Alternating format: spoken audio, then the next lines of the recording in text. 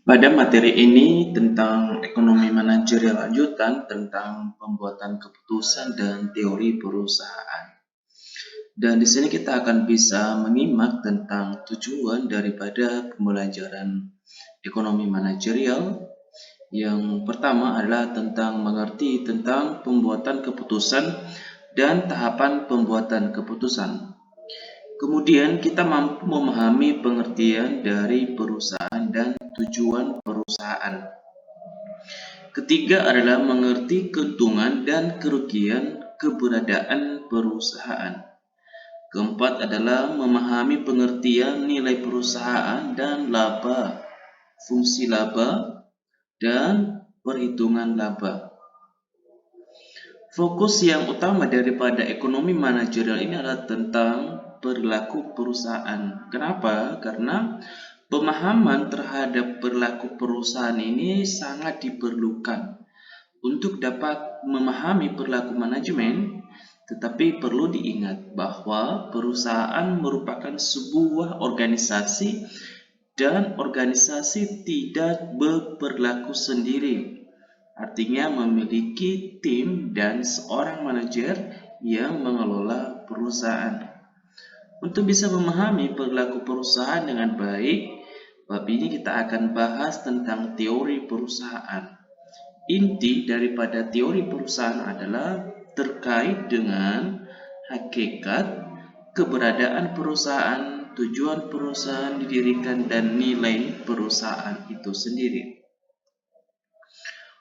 Adapun model dasar pembuatan keputusan yang merupakan kerangka bagi analisis ekonomis, yaitu model yang terdiri dari 6 tahap ini dapat membantu manajer dalam menyusun struktur keputusan yang kompleks sehingga memudahkan dalam menganalisis. Proses pada pembuatan keputusan mencakup salah satunya adalah masalah yang dihadapi, kemudian menentukan tujuan penyelesaian masalah, menggali alternatif tindakan yang akan diambil, memperkirakan konsekuensi dari setiap alternatif, menentukan pilihan atas alternatif terbaik, dan juga melakukan sensitivitas. Artinya ada 6 daripada proses pembuatan keputusan oleh seorang manajer atau pimpinan perusahaan di dalam menentukan masalah yang harus dihadapi untuk mengambil keputusan yang baik dan tepat. Definisi tentang masalah apa yang harus dihadapi adalah siapa pembuat keputusan dan apa konteks dari kondisi keputusan dan bagaimana hal itu mempengaruhi tujuan dan pilihan manajerial. Artinya sangat penting untuk pengambilan keputusan apa yang dihadapi seorang manajer dan apa yang harus diambil dan siapa pembuat keputusan itu kembali pada seorang manajer untuk menganalisis berbagai problem secara kompleks pada perusahaan. Untuk apa? Ialah untuk mempengaruhi tujuan atau pilihan manajerial tersebut. Berikut adalah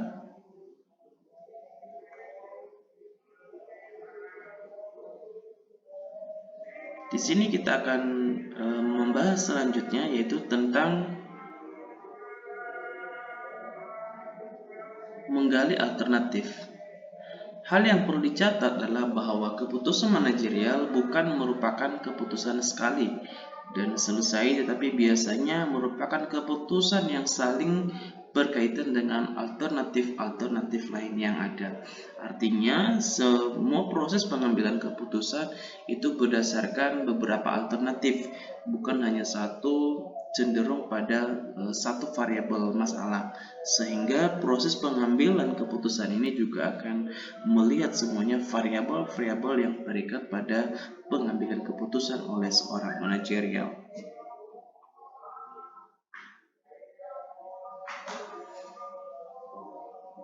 Menentukan tujuan adalah merupakan pembuatan keputusan yang harus diketahui dan apa yang menjadi tujuan pembuatan keputusan. Artinya adalah dalam banyak kasus, laba menjadi tujuan dasar banyak perusahaan di sektor swasta dan juga laba merupakan indikasi kinerja perusahaan. Oleh karena itu, manajer memaksimumkan laba. Namun, tujuan pembuatan keputusan pada sektor pemerintah lebih luas dari sektor swasta. Pengambilan atau pembuat keputusan di pemerintahan harus mempertimbangkan berbagai manfaat atau benefit dan cost, dan tidak hanya sekedar revenue dan expense. Artinya harus melihat tujuan dan menentukan tujuan yang harus diambil oleh seorang pengambil keputusan. Bisa dilihat dari sektor swasta dan juga merupakan indikasi dari kinerja perusahaan, dan juga lebih mencakup leluasan yaitu di bidang sektor pemerintahan yang kita bisa melihat definisi lebih luas dari sektor swasta. Dan di sini juga ditekankan adalah bukan hanya mempertimbangkan berbagai benefit atau cost, dan tidak hanya sekedar juga tentang pendapatan dan juga pengeluaran. Artinya harus melihat tujuan dan kemudian sasaran yang ingin dicapai untuk menentukan tujuan. Berikut adalah tentang memperkirakan konsekuensi.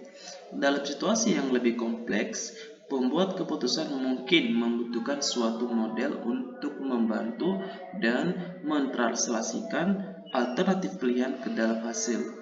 Model adalah deskripsi tentang suatu proses, hubungan atau fenomena lain yang disederhanakan.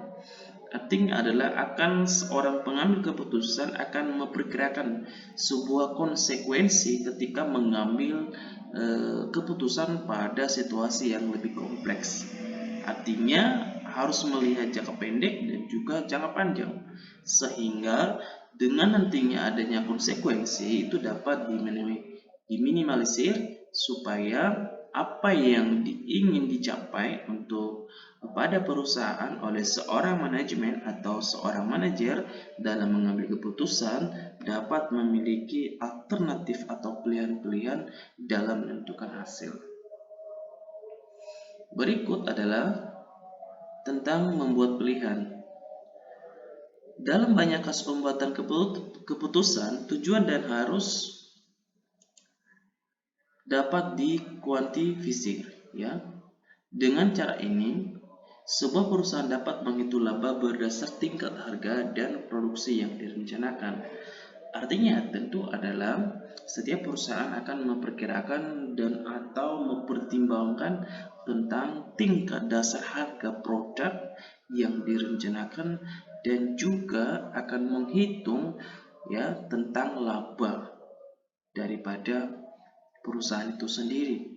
Artinya akan melihat situasi dan kasus yang sering banyak yang dihadapi oleh seorang manajer untuk menentukan tujuan keputusan yang harus diambil.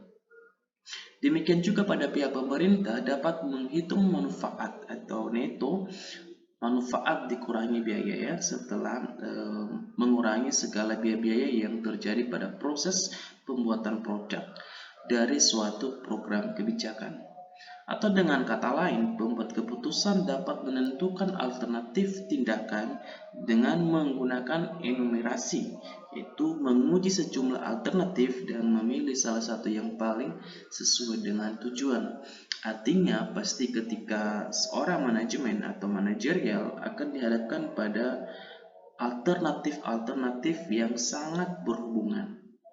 Di sana akan berperan aktif seorang manajerial untuk mengambil keputusan yang tepat untuk dijadikan sasaran di dalam mengambil keputusan supaya dapat memberikan manfaat tadi berdasarkan tingkat harga produk yang harus direncanakan, sehingga dapat menghitung laba daripada harga produk itu sendiri.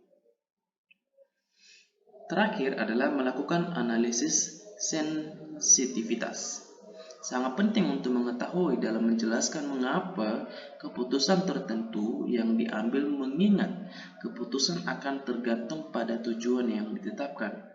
Cara pembuat keputusan menentukan struktur masalah, termasuk seperangkat pilihan yang dipertimbangkan dan metode dalam memperkirakan hasil. Artinya adalah sangat penting untuk memperkirakan, melihat analisis yang harus digunakan, dan keputusan ini dapat mengingat bahwa tergantung pada tujuan yang telah ditetapkan. Caranya adalah cara pembuat keputusan harus menentukan struktur masalah, termasuk tadi seperangkat pilihan yang harus dipertimbangkan, dan metode dalam memperkirakan hasil. Tentu ini akan membuat begitu besar pekerjaan-pekerjaan seorang manajerial untuk mengambil keputusan berdasarkan seluruh permasalahan yang sangat kompleks dan juga analisis-analisis yang harus ditempuh untuk mengambil sebuah kebijakan yang tepat guna untuk melihat kondisi dan juga mempertahankan perusahaan itu sendiri supaya lebih maju dan berkembang dan akan memberikan profit pada perusahaan itu sendiri.